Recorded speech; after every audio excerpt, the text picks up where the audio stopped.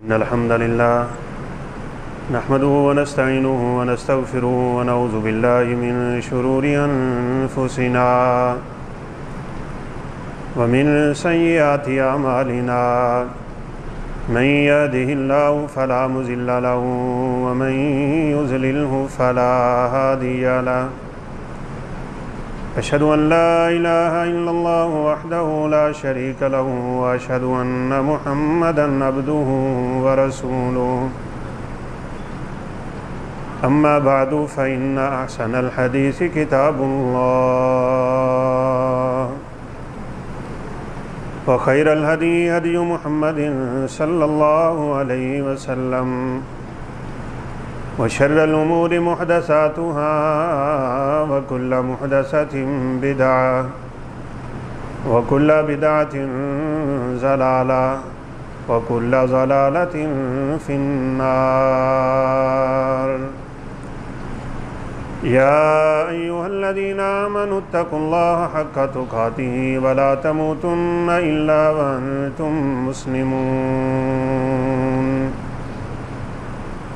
يا أيها الذين آمنوا اتقوا الله وقولوا قولا سديدا يصلح لكم أعمالكم ويغفر لكم ذنوبكم ومن يطع الله ورسوله فقد فاز فوزا عظيما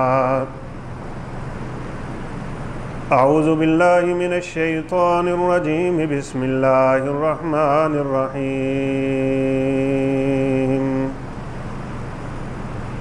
وما كان لمؤمن ولا مؤمنة إذا قضى الله ورسوله أمرا أن يكون لهم الخيرة وقال الله سبحانه وتعالى في مقام آخر وأن احكم بينهم بما أنزل الله وقال النبي صلى الله عليه وسلم كتبت الذلة والهوان على من خالف سنتي رب اشرح لي صدري ويسر لي أمري واحلل عقدة من لساني يفقهوا قولي رب زدني علما سبحانك لا علم لنا إلا ما علمتنا إنك أنت العليم الحكيم۔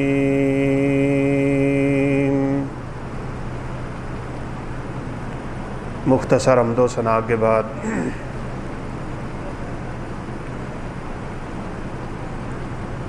چند روز قبل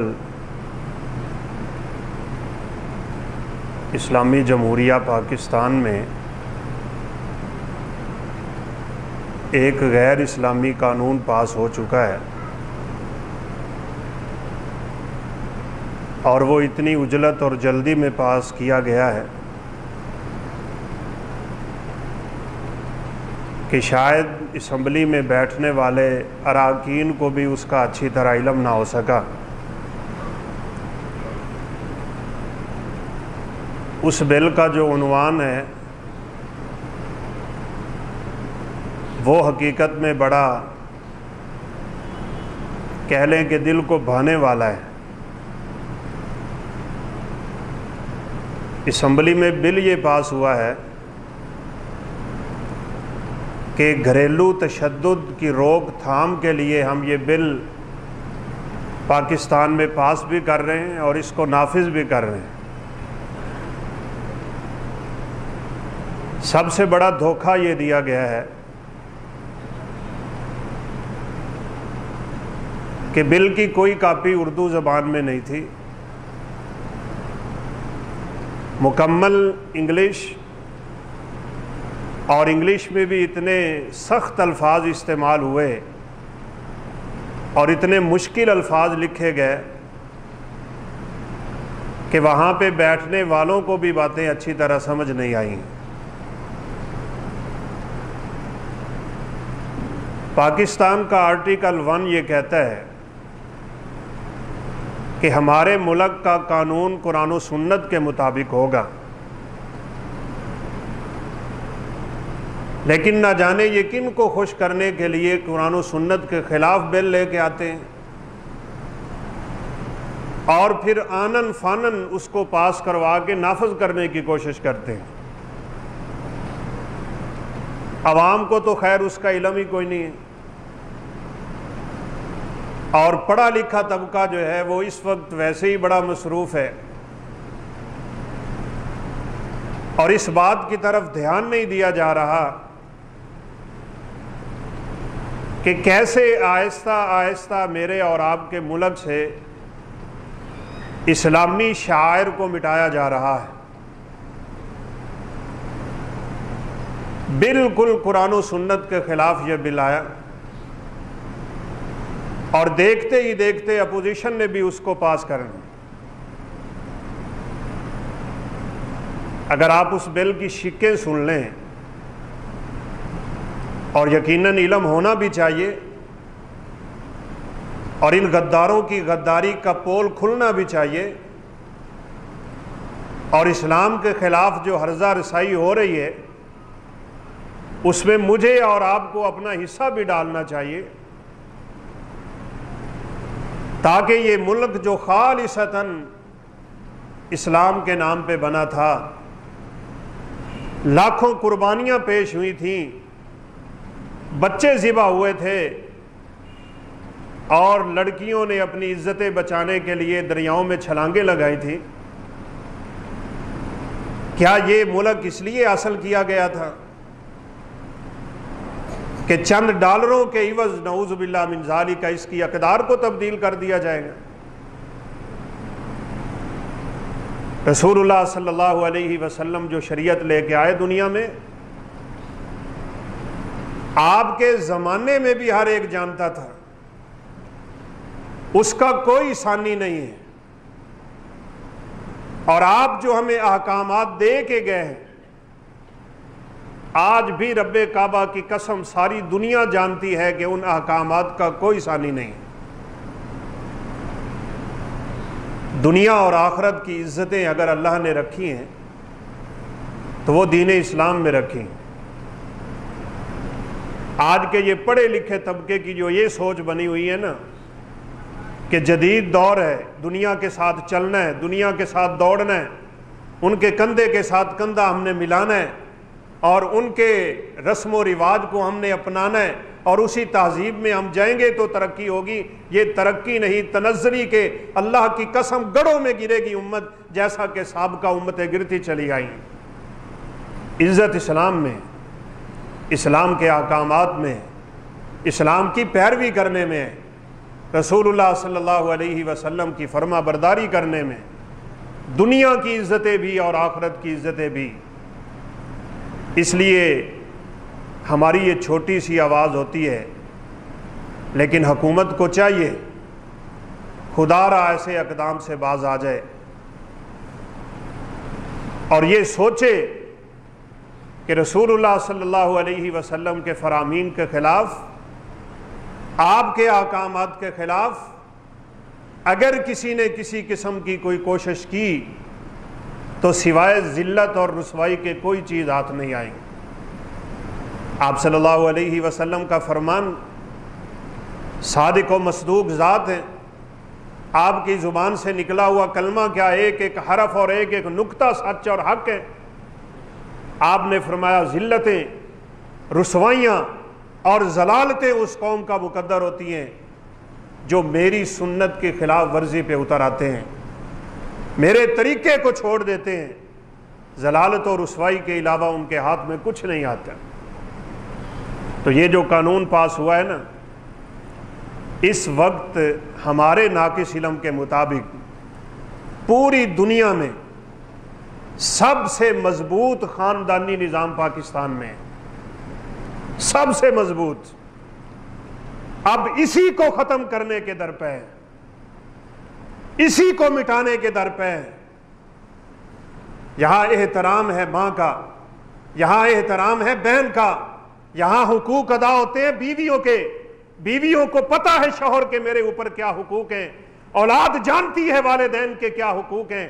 لیکن آپ ذرا اس بل کی شکیں سنیں، آپ کا دماغ کھل جائے گا۔ کون بیٹھا ہے ان خبیثوں کے پیچھے جو حرکتیں کرتے ہیں اس طرح کی کہ آہستہ آہستہ اسلام مٹ جائے؟ یہ تو میرے رب کا قانون ہے۔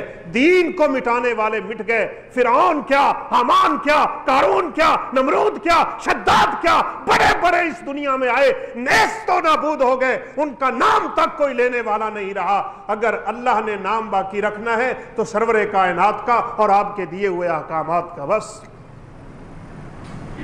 سنیے، والد اپنی اولاد کو ڈانٹ نہیں سکے گا،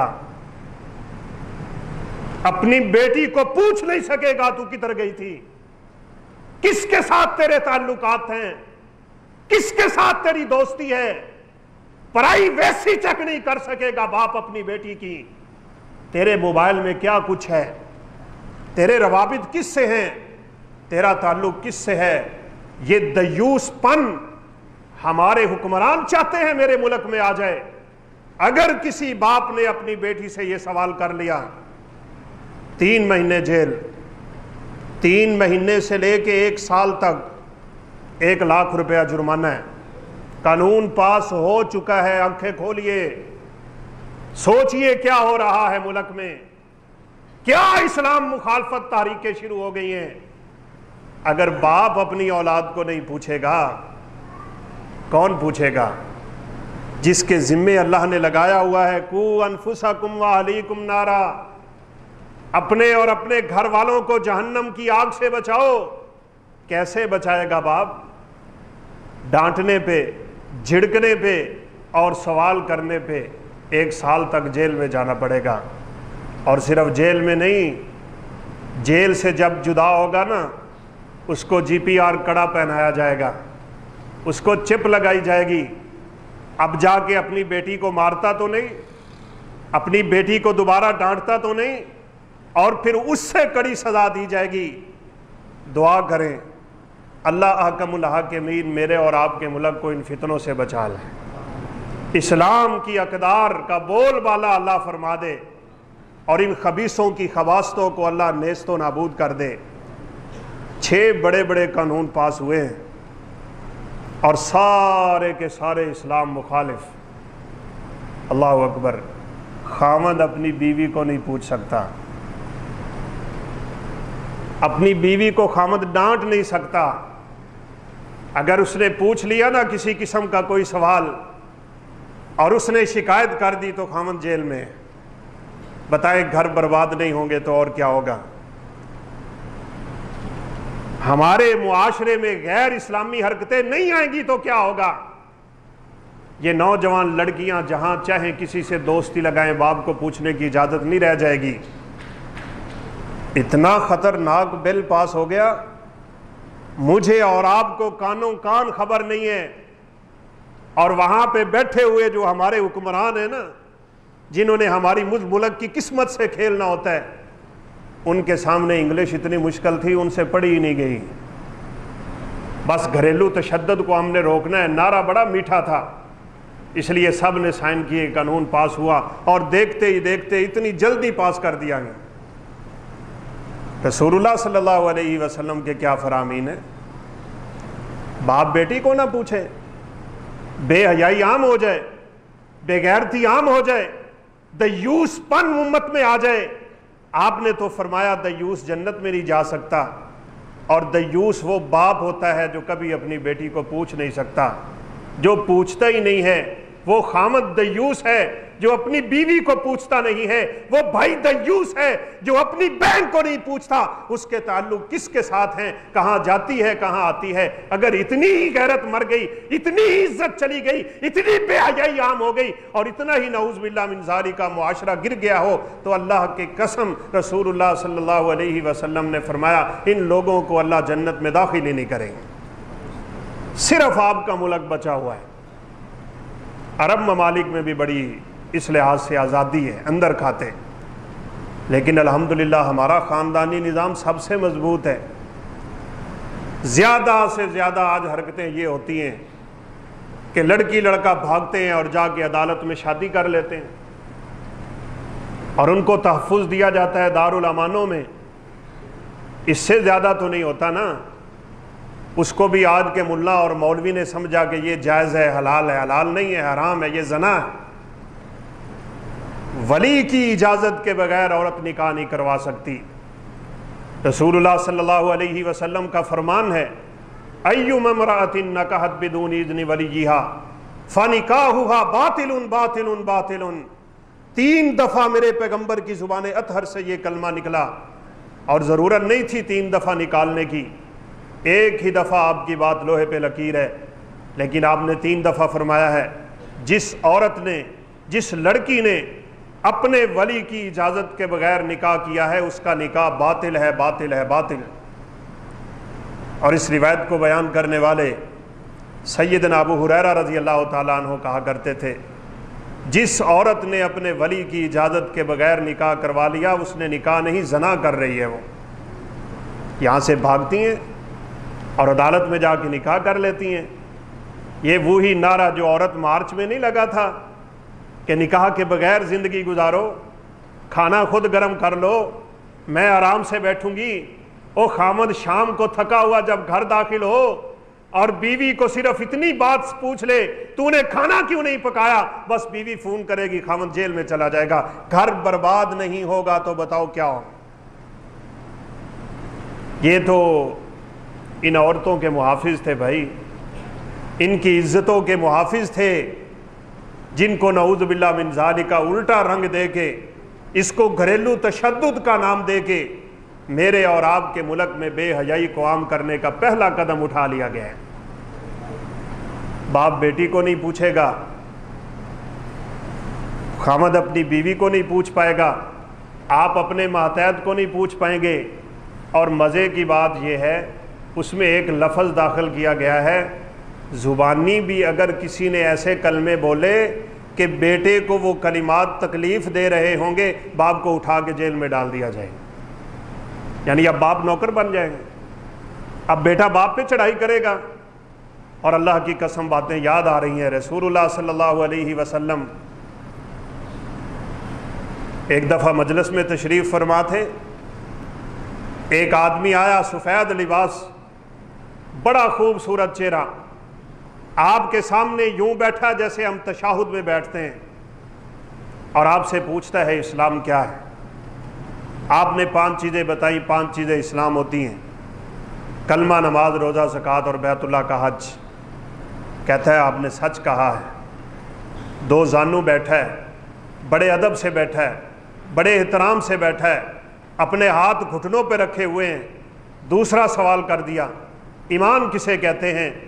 آپ صلی اللہ علیہ وسلم نے فرمایا، اللہ کو ماننا، فرشتوں کو ماننا، کتابوں کو ماننا، تقدیر کو ماننا، فرشتوں پہ ایمان رکھنا اور آخرت کے دن پہ یقین رکھنے کا نام ایمان ہے۔ کہنے لگا آپ سچ کہہ رہے ہیں۔ صحابہ کہتے ہیں ہم تعجب کر رہے تھے، سوال بھی خود کرتا ہے، تصدیق بھی خود کرتا ہے۔ تیسرا سوال کر دیا، احسان کسے کہتے ہیں؟ سب سے پہلا درجہ اسلام کا، دوسرا درجہ ایمان کا، تیسرا درجہ احسان کا۔ آپ نے فرمایا ان تعبد اللہ کأنک تراہ فإن لم تکن تراہ فإنہ یراک، اللہ کی عبادت یوں کیا کرو جیسے اللہ احکم الحاکمین کو تم اپنی آنکھوں سے دیکھ رہے ہو۔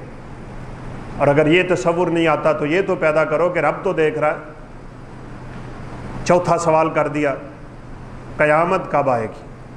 متی الساعہ؟ آپ صلی اللہ علیہ وسلم نے فرمایا سوال کرنے والے کو بھی اتنا علم نہیں ہے جتنا جس سے سوال کیا جا رہا ہے اس کو بھی نہیں، یعنی نہ قیامت کا مجھے علم، نہ قیامت کا تجھے علم۔ کہا پھر نشانیاں بتا دیں۔ وما اماراتها یا رسول اللہ صلی اللہ علیہ وسلم، آپ بتائیں نشانی کیا ہے قیامت کی؟ اور وہی نشانی جو آج امت مسلمہ میں بڑے آرام سے پوری ہو گئی، فرمایا ان تلد الامۃ ربتها، لونڈی اپنے مالک کو جنم دے گی۔ کیا مطلب لونڈی اپنے مالک کو جنم دے گی؟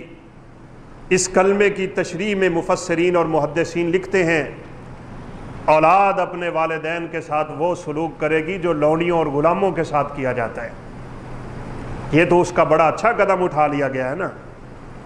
باپ ڈانٹے تو جیل میں، باپ پوچھے تو جیل میں، باپ اس کی کوئی چیز چیک کرے تو جیل میں، باپ اس کی ڈائری دیکھے تو جیل میں، باپ اس کی کوئی پرائیویسی چیک کرے گا باپ جیل میں۔ باقی کیا رہ گیا ہمارے خاندان میں؟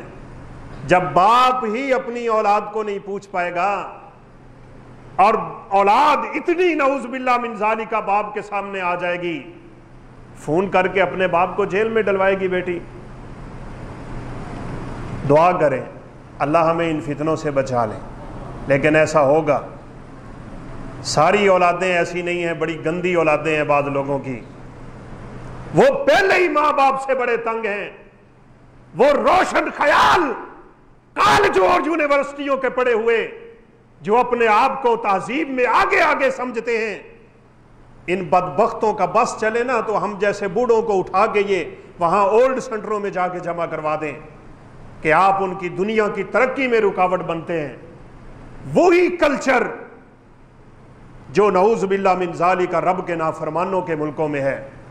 باپ آڑے آتا ہے اس کو ہٹا دو، ماں آتی ہے اس کو ہٹا دو، اسے اٹھاؤ اولڈ سینٹر میں پھینکو، وہاں پڑا پڑا مرتا ہے تو مر جائے۔ پچھلے سے پچھلے سال کی رپورٹ ہے 6000 بندہ اولڈ سینٹر میں مرا تھا، بھوکا اور پیاسا، ان کو کسی نے پوچھا نہیں ہے۔ یہ ترقی یافتہ لوگ ہیں جن کی ہمارے ملک میں نکالیاں ہو رہی، اور ہم سمجھتے ہیں ان کے ساتھ چلیں گے تو ترقی ہوگی، جو وہ چاہتے ہیں وہی ہوگا تو ترقی ہوگی۔ رسول اللہ صلی اللہ علیہ وسلم نے فرمایا تھا لَتَتَّبِعَنَّ سَنَنَ مَنْ كَانَ قَبْلَكُمْ شِبْرًا بِشِبْرٍ، تم پہلے لوگوں کی طرح، پچھلی امتوں کی طرح ان یہودیوں اور عیسائیوں اور بدبختوں کے نقش قدم پہ چلو گے، بالشت در بالشت چلو گے، حَتَّى لَوْ دَخَلُوا فِي جُحْرِ ذَبٍّ لَدَخَلْتُمُوهُ، اتنے تم ان کے پیچھے لگ جاؤ گے۔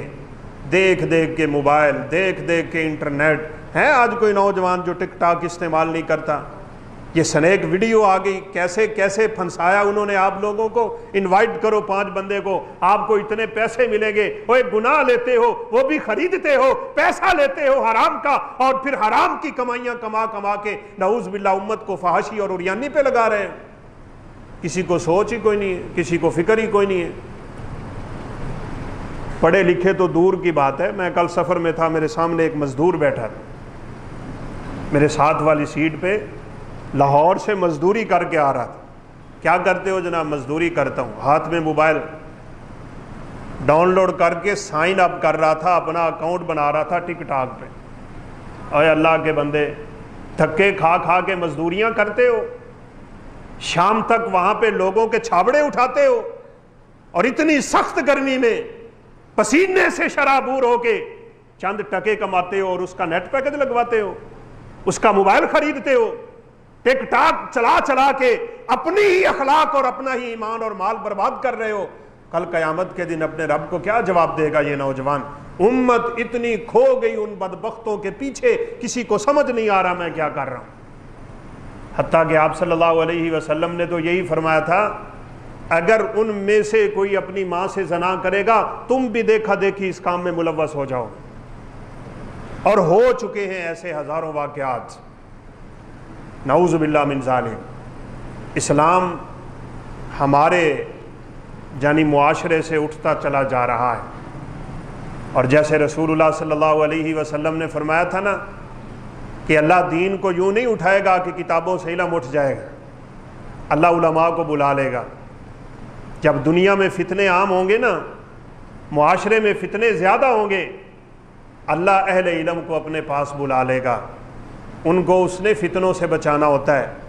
آپ یہ دیکھ لیں کرونا کے 1.5 سال میں بڑے بڑے اجل قسم کے علماء ہر مسلک کے اس دنیا سے اٹھ گئے، اور آپ نے فرمایا تھا یوں علماء اٹھتے چلے جائیں گے، پیچھے وہ لوگ رہ جائیں گے جو ردی اور بھوس ہوتا ہے نا کسی چیز کا، عورتیں یہ چھانتی ہیں تو جو آخر میں نیچے گر رہا ہوتا ہے اسے حفالت الشعیر کہا جاتا ہے۔ آپ نے فرمایا لوگ اس کی طرح ہوں گے، اللہ کو ان کی کوئی پرواہ نہیں ہوگی۔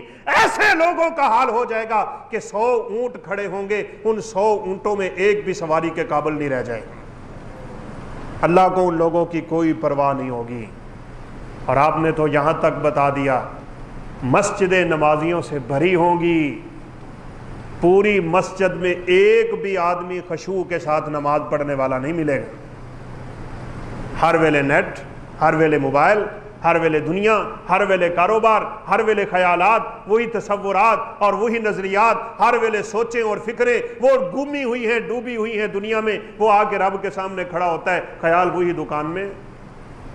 تو قیامت جوں جوں قریب آئے گی نا، اللہ علماء کو بلاتا چلا جائے گا، فرمایا پیچھے جاہل رہ جائیں گے، سٹیجوں پہ جاہل آ جائیں گے، خطبے جاہل پڑھائیں گے، جاہل لوگوں کو دین بتائیں گے، یذلون و یذلون، خود بھی گمراہ ہوں گے، وہ دوسروں کو بھی گمراہ ہوں گے، شرار الخلق ہوں گے، کائنات کے بدترین ہوں گے۔ جب یہ بدترین دنیا میں عام ہو جائیں گے، اللہ قیامت کی ہولناکیاں برپا کر دیں گے۔ تو بھائیو، پہلے بھی کئی دفعہ ذکر ہو چکا ہے، بڑی تیزی سے حالات بدل رہے ہیں۔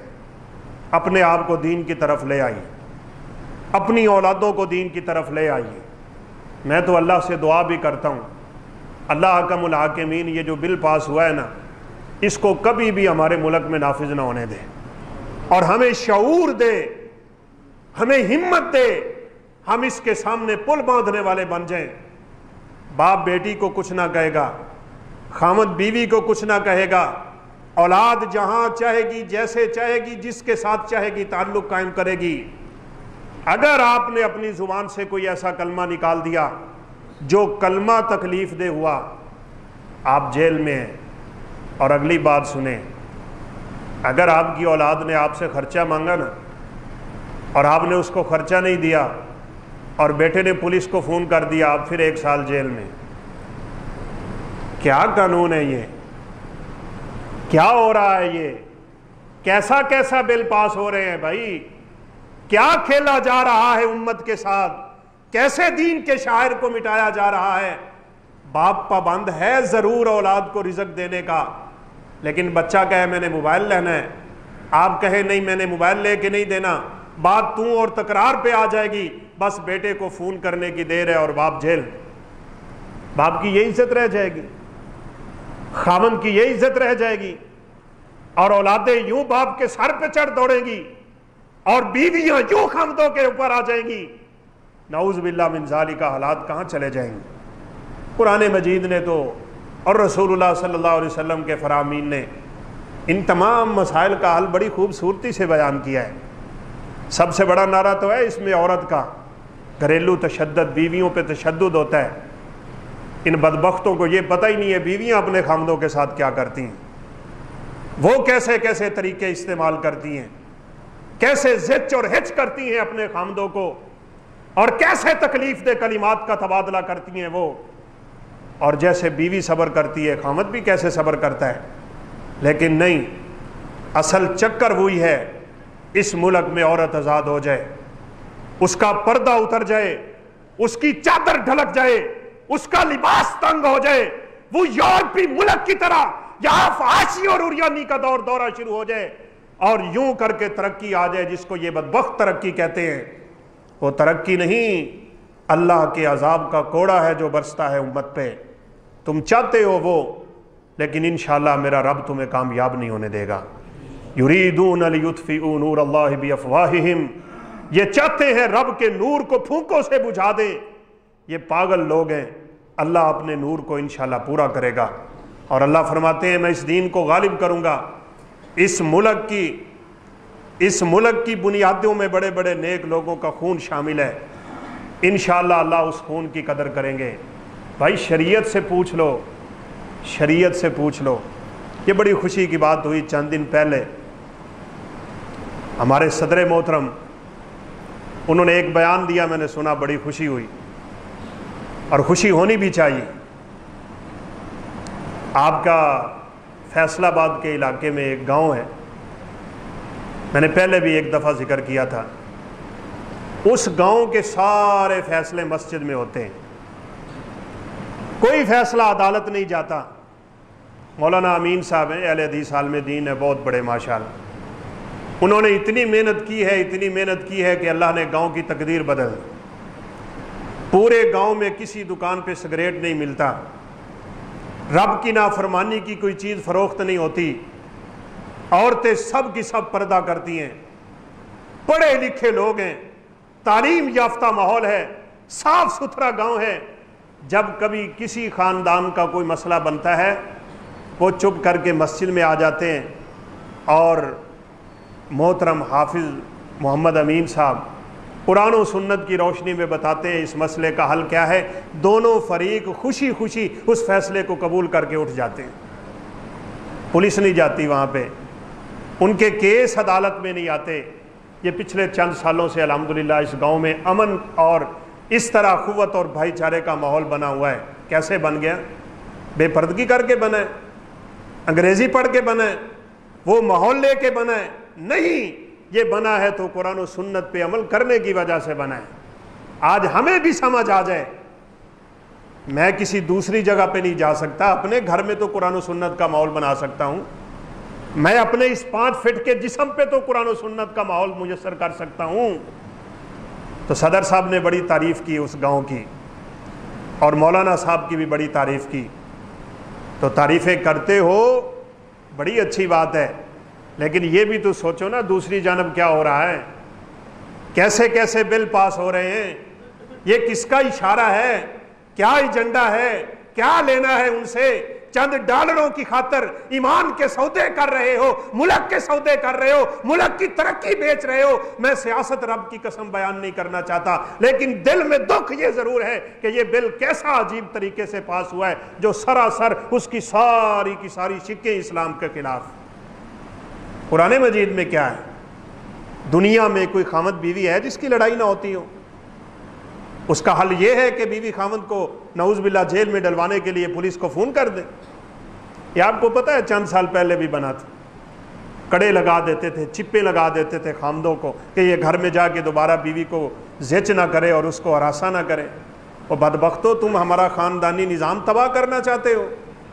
قرآن مجید میں تو یہ ہے واللاتی تخافون نشوزہن فعظوہن. قرآن نے فیصلے دیے ہیں, قرآن نے ہمیں یہ حل بتلایا ہے. اگر بیوی کا خامن سے جھگڑا ہو جاتا ہے, اور ہوگا, لازمی ہوگا, جہاں محبتیں ہوتی ہیں وہاں برداشت کم ہوتی ہے. ازواج مطہرات سے بڑھ کے تو اس دنیا میں کوئی نہیں آیا, نبی کی بیویوں سے بڑھ کے تو کوئی نہیں آیا. کبھی کبھار سیدہ عائشہ بھی پیارے پیغمبر سے ناراض ہو جاتی تھی, تو آپ صلی اللہ علیہ وسلم سے آپ نے بلکہ ایک دفعہ پوچھ لیا, عائشہ مجھے پتہ ہے جب تو ناراض ہوتی ہے تو کون سے کلمے بولتی ہے, جب تو مجھ پہ خوش ہوتی ہے تو کون سے کلمے بولتی ہے, جب تو مجھ پہ راضی ہو تو تیری قسم یہ ہوتی ہے ورب محمد صلی اللہ علیہ وسلم, محمد کے رب کی قسم, اور جب ناراض ہو تو میرے نام کے نہیں, پھر کبھی رب کعبہ کہتی ہے, کبھی کچھ اور کلمات بولتی ہے. ناراض کون نہیں ہوتا, محبتوں میں کچھ نہ کچھ تو ضرور ہوا کرتا ہے, لیکن نتیجہ اور حل یہ ہے جو تم نے نکال لیا نعوذ باللہ من ذالک. اصل میں حل نہیں نکالا, یہ سیدھی بات ہے, یاد رکھیے گا. ہمارا معاشرتی اور خاندانی نظام بگاڑنے کے لیے پہلا قدم اٹھایا گیا ہے. قرآن کہتا ہے میاں بیوی کا اختلاف ہو جائے, سب سے پہلا کام یہ ہے فاعظوہن, خامند اپنی بیویوں کو نصیحت کیا کریں, ان کو سمجھایا کریں.